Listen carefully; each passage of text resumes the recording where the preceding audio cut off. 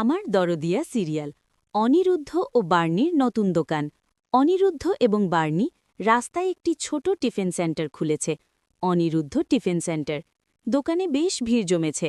বার্নির মামনি, সাথী এবং বোনেরা দূর থেকে দেখেও খুশি হয়েছে। সাথী ঠাকুরের কাছে প্রার্থনা করে, ঠাকুর, এদের স্বপ্ন যেন পূরণ হয়, ছোট্ট এই দোকান থেকে বড় করে উঠুক। বার্নি হাসি মুখে। অনিরুদ্ধ, আজ আমাদের নতুন যাত্রার প্রথম দিন, তুমি তো দেখছ সবাই এসেছে। অনিরুদ্ধ, হ্যাঁ বার্নি, তবে কাজ শুরু হলে চ্যালেঞ্জও কম হবে না। অনিরুদ্ধের মতো বড় ভারের ছেলে রাস্তায় দোকান করছে দেখে মৌলি রেগে যায়। সে ভেবে নিয়েছে, যদি অনিরুদ্ধকে বিয়ে করি সবাই অবাক হবে। মৌলি দোকানে গিয়ে বার্নিকে অপমান করে। ডাকাতি রানী, তুমি কি মনে করো সবাই তোমার খেলার ভক্ত? অনিরুদ্ধের বোন অন্তরা মৌলিকে থামাতে চাইলে দুজনের মধ্যে তীব্র ঝগড়া শুরু হয়। অন্তরা, মৌলি থামো, তুমি ভুল বুঝছ, বার্নি কখনো অন্যায় করবে না। মৌলি, ভুল? আমি এখানে সঠিক কাজ করছি অন্তরা। টাকার অপমান ও বার্নির জবাব।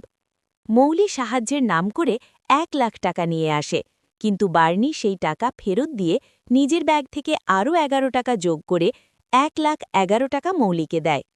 বার্নি, বসে বসে পাওয়া টাকার চেয়ে কষ্ট করে উপার্জিত 11 টাকার মূল্য অনেক বেশি।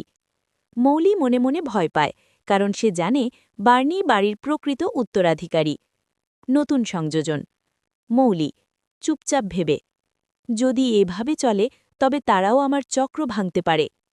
অনিরুদ্ধের সংকট। দোকানের প্রথম দিনের আয় হয় 814 টাকা। অনিরুদ্ধ নিজের পারিশ্রমিক নিয়ে ঘরের একটি কোটায় জমা করে।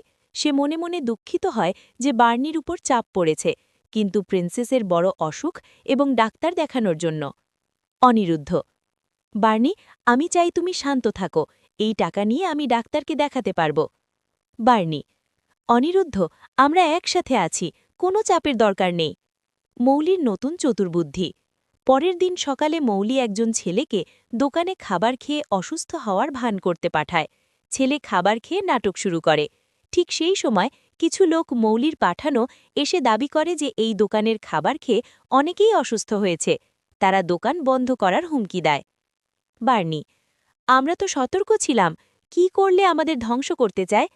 অনিরুদ্ধ, প্রমাণ চাইলে তারা বলে দিতে বাধ্য নয়, তবে সত্য সত্যিই আমাদের পাশে আছে। অনিরুদ্ধ ও বার্নির নতুন স্বপ্ন কি মৌলির এই নোংরা চালের কারণে ধ্বংস হয়ে যাবে, নাকি তাদের সততা ও পরিশ্রম আবার বিজয়ী হবে?